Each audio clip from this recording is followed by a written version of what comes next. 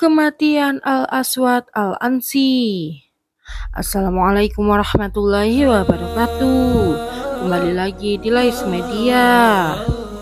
Ketika itu Yaman berada di bawah kekuasaan Persia. Pemimpin wilayah Yaman yang ditunjuk Persia adalah Badzan. Setelah Badzan benar-benar meyakini kerasulan dan kenabian Muhammad SAW, ia segera menyatakan keislamannya.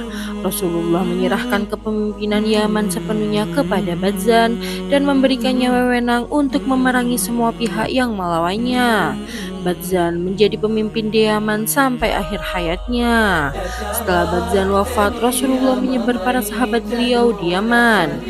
Sedangkan Mu'adz bin Jabal ditugaskan sebagai pengajar yang berpindah-pindah dari wilayah otoritas para gubernur antara Yaman dan Hadramaut.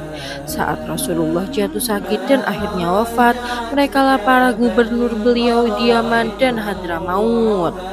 Saat mendengar kabar bahwa Rasulullah jatuh sakit setelah beliau pulang dari Haji Wada, Aswad Al-Ansi menyatakan dirinya sebagai nabi. Aswad adalah tukang sulap yang dapat memperlihatkan hal yang aneh-aneh pada penduduk di sana. Akhirnya penduduk Mahzad dari kabilahnya terpengaruh dan mengikuti ajaran Aswad. Murtadnya Aswad adalah fenomena kemurtadan pertama dalam sejarah Islam saat Nabi Shallallahu Alaihi Wasallam masih hidup. Aswad Al-Ansi menyerang daerah Najran dan berhasil mengusir Amr ibnu Hazm dan Khalid ibnu Sa'id yang menjadi gubernur Yaman pada saat itu. Qais ibnu Abi Yaquts ibnu Maksyu menyerang Farwa ibnu Masik yang saat itu menguasai daerah Murad dan berhasil mengusir Farwa dan menduduki kediamannya. Dari Najran, Aswad meneruskan perjalanannya menuju Sana'ah. Mendengar berita kedatangan Aswad, Syahr ibnu Badzan segera keluar menghadapi Aswad. Terjadi pertempuran dan Aswad berhasil menghilangkan nyawa Syahr pada hari ke-25 dari misi Aswad. Mu'adz ibnu Jabal melarikan diri dan bertemu dengan Abu Musa al-Asy'ari yang berada di Ma'rib. Kemudian keduanya menuju Hadramaut. Orang-orang Majja yang masih berpegang teguh pada Islam segera meninggalkan wilayah itu dan menyusul Farwah. Wilayah Yaman menjadi tidak aman sebab ulah Aswad. Semua pejabat Yaman berkumpul di tempat Tahir ibnu Abi Halah di Gunung Ika dan Gunung Sana'ah. Kecuali Amr dan Khalid, keduanya kembali ke Madinah. Aswad berhasil menguasai wilayah antara Hadramaut sampai ke Taif, ke arah Bahrain, dari Ahsa sampai ke Aden. Fitnah Nabi palsu ini merembet di wilayah-wilayah Yaman seperti api yang menjalar kemana-mana. Saat bertempur dengan Syahr, Aswad membawa 700 pasukan berkuda, selain pasukan penunggang unta. Ulah Aswad ini membuat keadaan menjadi semakin genting. Khalifah Aswad yang ditugaskan menangani daerah Majja adalah Amr ibnu Ma'di Yakrib, dan yang bertugas menangani kemiliteran adalah Qais ibnu Abd Yaquts ibnu Maksyu. Sedang keturunan Persia ditangani oleh Fairuz dan Dadzawai. Setelah berhasil membunuh Syahr, Aswad menikahi istri Syahr ibnu Badzan. Perempuan ini adalah sepupu Fairuz. Orang-orang Islam yang berada di Hadramaut dihantui perasaan takut kalau Aswad mengirimkan tentara untuk menyerang Hadramaut, atau jangan-jangan muncul pembohong-pembohong seperti Aswad. Mu'adz ibnu Jabal adalah salah satu gubernur Nabi yang bertugas di Yaman. Mu'adz memperistri seorang perempuan dari daerah Sukun. Penduduk Sukun pun menaruh simpati kepada Mu'adz. Nabi Shallallahu Alaihi Wasallam mengirimkan surat kepada penduduk Sukun, juga kepada kaum muslimin yang ada di Yaman. Isinya adalah perintah untuk menghilangkan nyawa Aswad. Mu'adz segera menindaklanjuti surat itu, dan kepercayaan diri kaum muslimin kembali bangkit. Yang membawa surat itu adalah Wabar ibnu Yuhannis al-Azadi. Orang yang pertama kali mengusik ketenangan Al-Aswad adalah Syahr, Fairuz, dan Dadzawai. Mereka mengirim surat kepada orang-orang yang masih beragama dan masih mau membela agamanya hingga terkumpullah massa dalam jumlah besar. Sikap Aswad terhadap Qais ibnu Abdi Yagud sudah berubah. Jasisi melihat bahwa Qais mengkhawatirkan keselamatan dirinya dan masih memegang agamanya. Jasisi lalu mengajak Qais untuk menumpas gerakan Aswad dan menyampaikan surat dari Nabi. Qais menerima ajakan Jasisi. Berita ini pun disebarkan Jasisi kepada kaum muslimin. Setan pun segera mengirim berita kepada Aswad bahwa Qais telah berpihak kepada musuh untuk memerangi dirinya. Aswad lantas memanggil Qais dan memberitahunya bahwa setannya memerintahkannya untuk membunuh Qais karena sudah memihak kepada musuh. Namun Qais menyangkal, "Aku menghormatimu dan aku tidak pernah melakukan hal itu," ujarnya.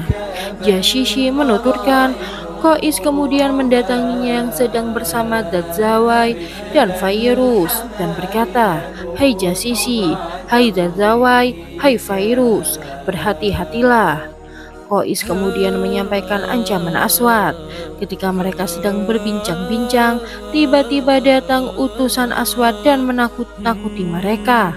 Mereka pun membuat-buat alasan hingga mereka selamat darinya. Utusan tersebut rupanya masih belum yakin kepada mereka sehingga mereka pun mulai berhati-hati.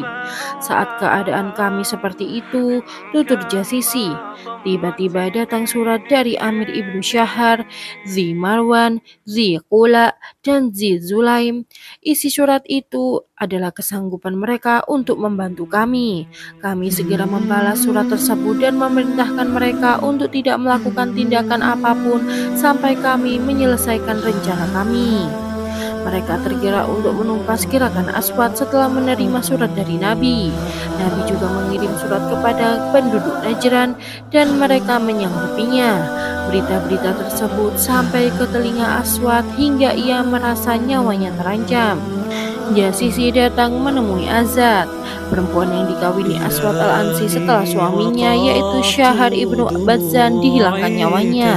Jasisi mengajaknya bergabung. Ia membangkitkan emosi Azad dengan menceritakan kisah terbunuhnya suaminya, hancurnya keluarganya, dan bahwa Aswad telah berbuat yang tidak benar terhadap perempuan.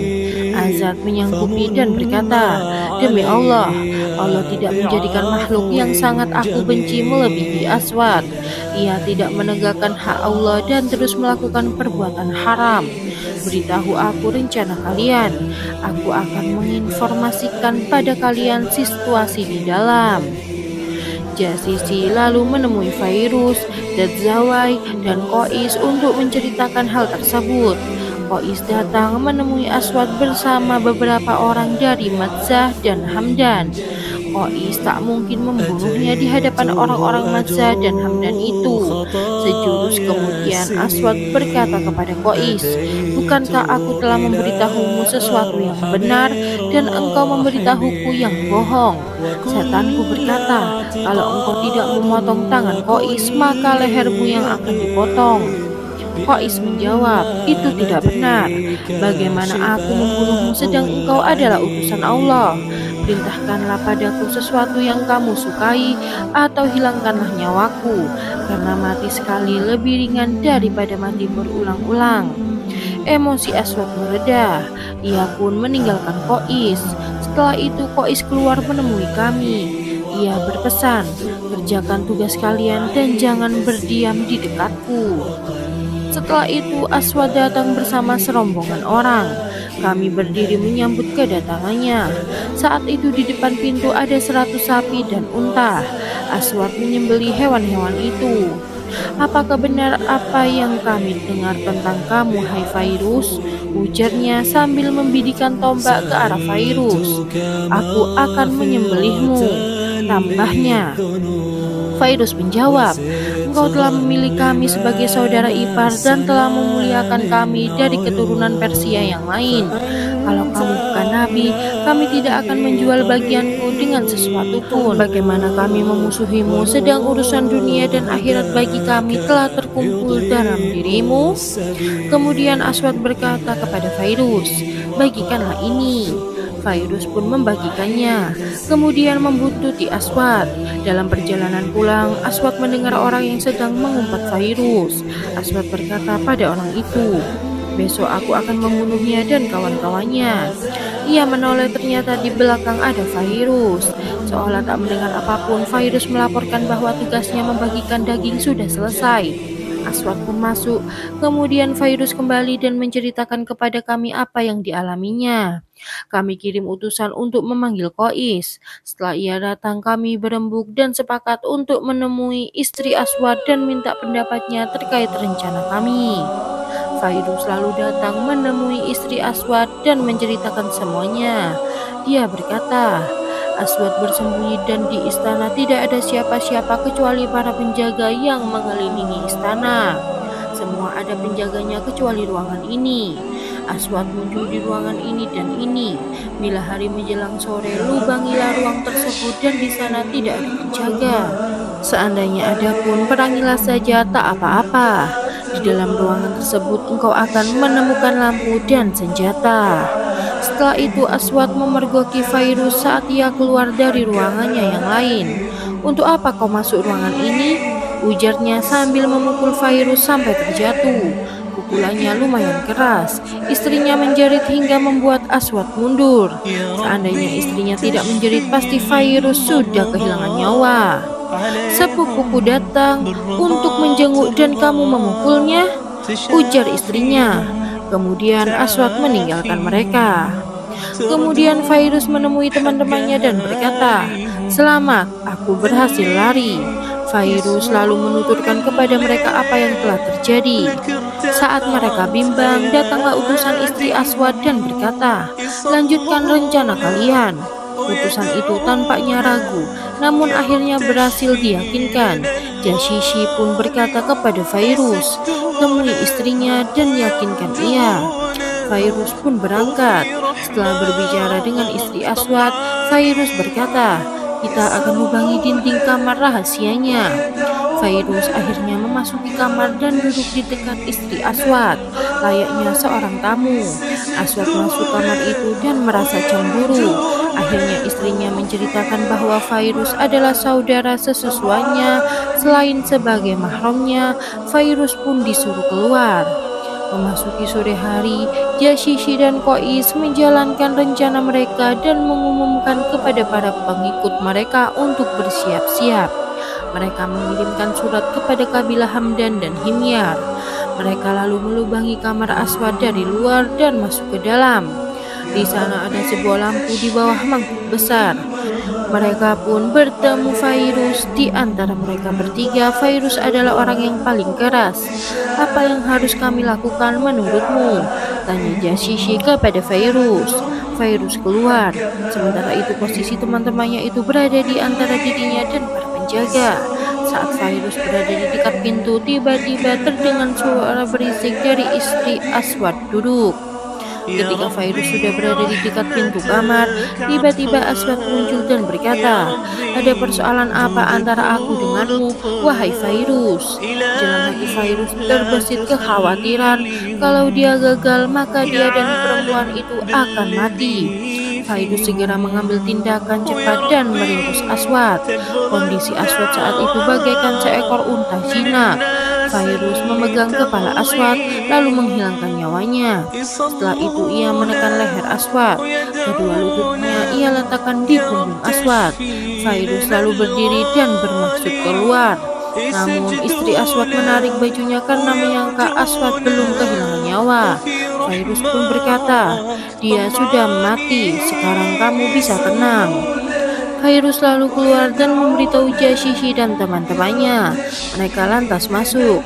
Tiba-tiba Aswad melenguh keras seperti sapi. Virus pun menghilangkan nyawanya kembali.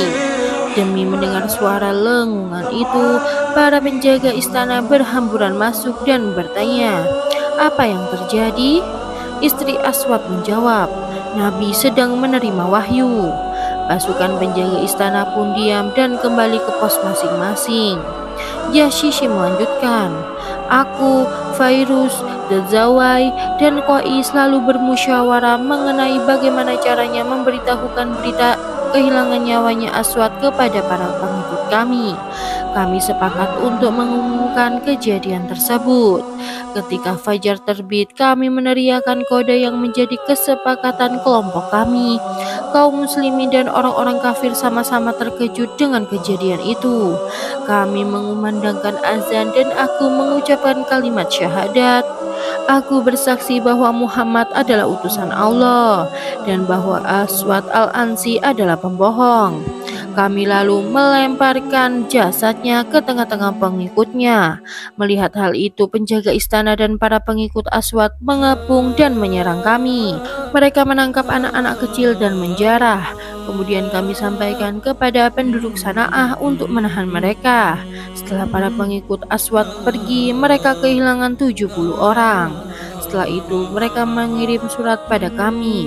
Kami balas, tinggalkan apa yang ada di tangan kalian, dan kami akan meninggalkan apa yang ada di tangan kami. Kami melaksanakan janji kami itu, sedangkan mereka tak mendapatkan apapun dari kami. Mereka akhirnya berkeliaran di daerah antara Sana'ah dan Najran. Setelah suasana tenang, para sahabat Nabi kembali ke daerah tugas masing-masing. Mu'adz bin Jabal sholat mengimami kami. Berita kekalahan Aswad kami sampaikan pada Nabi ketika beliau masih hidup. Namun Nabi telah mengetahuinya sebelum berita ini datang, tepat pada malam kejadian pembunuhan itu. Utusan kami yang membawa kabar itu sampai di Madinah setelah Nabi wafat. Surat kami dibalas Abu Bakar. Ibnu Umar menuturkan berita datang dari langit kepada Nabi Shallallahu Alaihi Wasallam pada malam kematian Aswad. Nabi bersabda, Al-Ansi dihilangkan nyawanya oleh laki-laki yang diberkahi dari keluarga yang juga diberkahi. Siapa dia? Tanya sahabat. Nabi menjawab, yang menghilangkan nama Aswad adalah Fairuz ad-Dailami. Kasus Aswad ini dari awal sampai akhir berlangsung 3 bulan. Ada yang menyebutkan bahwa peristiwa ini berlangsung hampir 4 bulan. Pembawa kabar kematian Aswad tiba pada akhir Rabiul Awal setelah Nabi meninggal dunia. Ini adalah kabar gembira pertama yang diterima Abu Bakar yang saat itu berada di Madinah. Fairuz berkata, setelah Aswad mati, keadaan kembali seperti sedia kala. Kami kirimkan kabar kepada Mu'adz. Mu'adz selalu datang dan mengimami sholat kami. Kami tetap berharap dan memohon karena pasukan pengikut Aswad masih berkeliaran. Kami Lights Media mohon pamit. Assalamualaikum warahmatullahi wabarakatuh.